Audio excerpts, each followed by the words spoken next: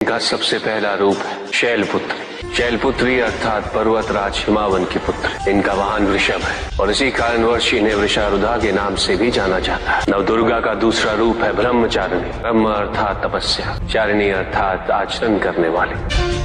ये रूप उस ज्ञान व आचरण का प्रतीक है जिसके माध्यम से इन्होंने मुझे अपने पति के रूप में प्राप्त किया। नवदुर्गा का तीसरा रूप है चंद्रघंटा। मस्तक पे घंटे के आकार में आधा चंद्र। ये रूप अत्यंत शांतिदायक, कल्याणकारी है। विभिन्न प्रकार के अस्त्र और शस्त्र इनकी 8 भुजाओं में सुसज्जित है। इनका तीसरा नेत्र सदैव खुला रहता है। चंद्रघंटा का वाहन सिंह है। ये युद्ध करने हेतु सदैव तत्पर रहती है। इनकी आराधना करने से निर्भीकता और वीरता के साथ ही सौम्यता और विनम्रता का विकास निश्चित है। ये जो मृत्यु देती है वो सुख कारक और निर्भय अवस्था में होती है। इनकी मंद मंद हंसी से संसार का जन्म संभव होता है। यह है नवदुर्गा का चौथा रूप, जिसे कुष्मांडा के नाम से जाना जाता है। अष्टभुजा, शस्त्रधारिणी, व्याघ्रवाहिनी, हिरण्यवर्णा।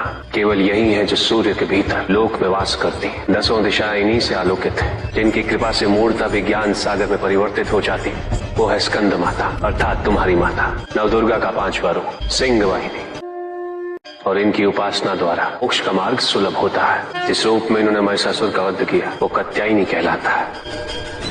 इनकी आराधना करने से अर्थ, धर्म, काम और मोक्ष फलों की प्राप्ति होती है। श्याम रंग, खुले केश, एक हाथ में लोहे का कांटा और एक में खड़ग, जिनका आशीष शुभों का कर्ता और कारक है।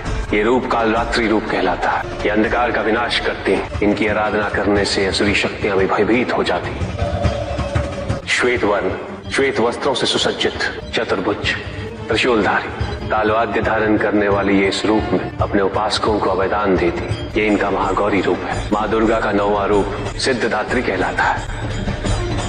प्रकम्य, अशित्व, अशित्व, ये 8 सिद्धियां केवल इन्हीं की कृपा से प्राप्त हो सकती। मेरा अर्धनारीश्वर रूप इनके सिद्धदात्री रूप की ही देन है।